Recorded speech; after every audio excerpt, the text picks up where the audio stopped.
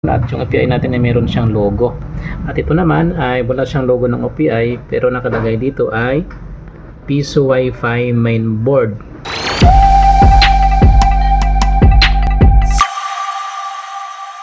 So mga ka-IT, today ay meron tayong i-share sa inyo, no? Itong bagong Piso Wi-Fi mainboard.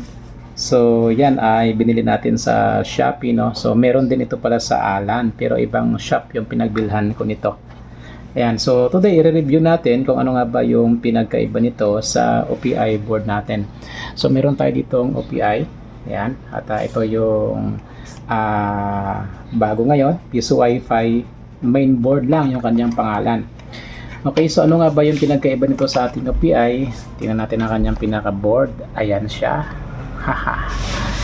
Okay, so yung current setup para natin dito mga ka-IT ay naka-basic lang, no? Na meron tayong relay. So mamaya itatry natin yan. Naka-power cut itong ating setup. So dito muna tayo sa mainboard natin. So ilabas muna natin yung ating OPI kasi i-compare natin siya. Okay, so tabi muna natin yan. Doon, so yung OPI natin hindi pa natin nabuksan.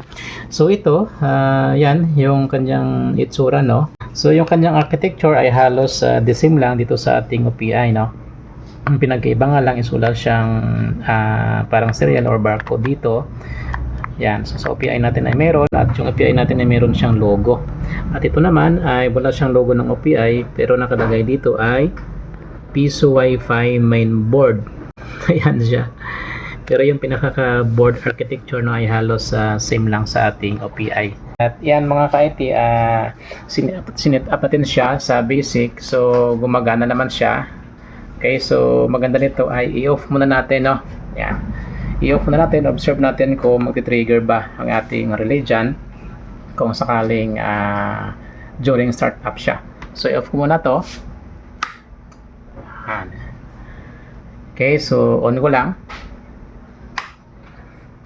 Okay, so yan ang kanyang status pag ino natin siya. Okay, so naka dual light mode pa rin tayo dito sa ating LED frame, no? Blinking and running. So pag meron tayong relay, so every time na mag-start up yung ating system ay ganyan siya, no? Blinking. So yan ang ating board. Okay, so umilaw rin siya. Yan, working na rin ang kanyang LAN ports. Okay, so antayin natin kung mag-change ba ito sa running mode. Ayun. So pansin nyo mga ka-IT, nag-click na yung ating relay. So ibig sabihin fully loaded na yung ating system dito sa ating SD card, no? Dito sa ating Piso Wi-Fi mainboard. So ayan na siya. Okay, so ibig sabihin yan ay fully operational na. So okay siya, no? Gumagana. Yan, so ganoon na naman yung pinagkaiba. So sa likod nito ay halos same na naman yung nandyan. Okay. So kukuha tayo ng iba kasi meron tayo dito. Yan, magbukas tayo. Okay, so tingnan natin yung likod ng ating OPI board. Okay, so mga ka-IT, ito nagbukas tayo ng isa. Ayan. So ito yung likod ng Piso Wi-Fi mainboard. So halos same lang sila, no? Almost same talaga. So meron din siyang tatak dyan. So medyo malaki lang sa kanya. At ito medyo maliit. Ayan. Okay, so ano pa yung mayroon dito nakalagay? So nakalagay dyan is Piso Wi-Fi mainboard, no? Nakasulat. Okay, dito sa ating OPI is dito lang sa harap yung kanyang logo. Ayan siya. Dito, Piso Wi-Fi mainboard din, no? So katulad dito. Ayan. Okay, so actually meron tayong 4 na binili mga ka-IT kasi susubukan natin yan i-build sa ating Piso Wi-Fi sa dalawa. Tsaka ito pa yung dalawa. So 4 lahat. Okay, so ngayon susubukan nating kumonek at maghulog dito sa ating Piso Wi-Fi mainboard na build. Okay, ito yung ating cellphone. Connect tayo. So Comfast pala. EW71 muna yung ating ginamit. Up. Yan, so connect tayo dito sa ating Comfast. Ayun, connected na. Okay, so try natin na mag-insert coin dito. So observe natin kung gagana nga ba. So press natin yung insert coin. Op. Ayun. So, nag-iba din yung blink mode, no, ng ating lead frame. So, nagiging blinking na siya. So, subukan natin volumean para marinig natin. Ayan. So, Wi-Fi 5 soft pala yung ating ginamit dito. So, subukan natin na maghulog. Meron tayong piso na luma. Ayun, nag-read it. Ayun. So, meron din pumasok.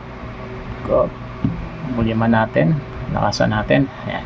Try natin tong 5 piso na bago. Ayun, pumasok din.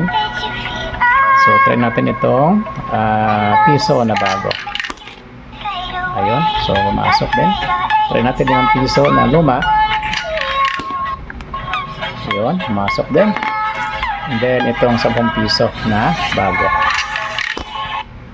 Ayun, no? So, nag-credit din. Try natin 10 piso na luma. Okay. Then ito, try natin 20. Okay, so dapat meron tayong 52. Ayun, so mayroon mga ka-IT. Pumasok. Connect natin, no? Subukan natin. Okay, try natin mag YouTube.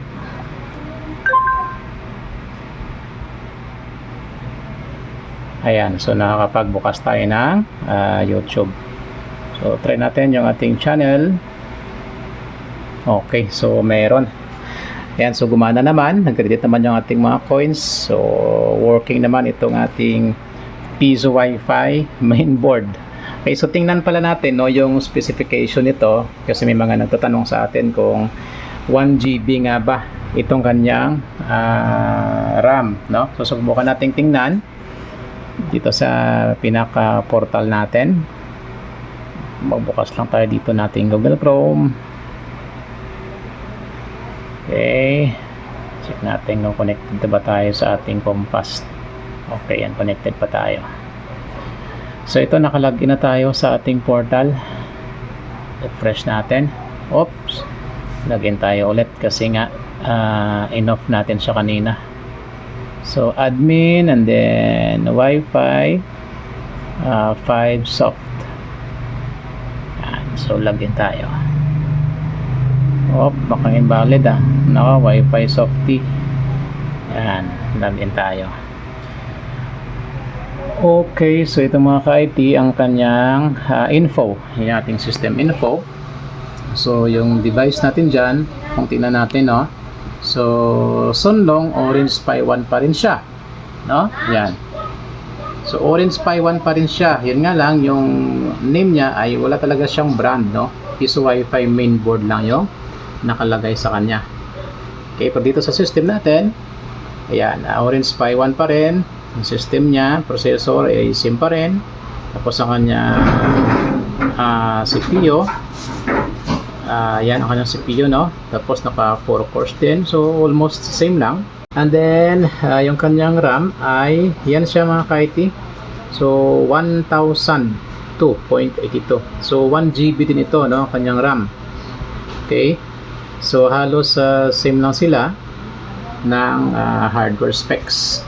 Yung ating Piso Wi-Fi mainboard saka yung ating OPI 1. Okay, so nag-credit naman yung coins natin, no? At working naman yung ating board. Meron naman tayong internet. So halos same lang yung kanilang specs itong ating OPI, no? Almost identical lang yung kanilang itsura. Pero ito walang logo. Itong OPI meron siyang logo talaga. Pero dito sa system natin sa portal ay yan, nakikita talaga natin yung model, no? OPI Orange Pi 1 pa rin siya. Okay. So sa mga nagpi-PM sa atin, no? So ito na yung ating video, ang testing natin dito sa ating Piso Wi-Fi mainboard, no? Bagong labas lang ito. Okay, so ito yung gagamitin ko. Itong apat ay gagamitin ko yung sa ating Piso Wi-Fi na i-build. So observe natin, no, kung kumusta ba yung performance ito after how many months siguro pag na-deploy na natin itong ating app na basic build with relay using Piso Wi-Fi mainboard. So, sa may mga katanungan dyan, no, ay paki-comment na lang dito sa ating video, no. So, sa mga nais pala dyan, umorder sa atin ng Piso Wi-Fi, ay available po sa atin. PM lang kayo mga ka-IT sa ating FB page, ka-IT Piso Wi-Fi. And of course, sa mga bago dyan sa ating channel, so hindi kalimutan mag-like and mag-subscribe na dito sa ating YouTube channel. So, thank you.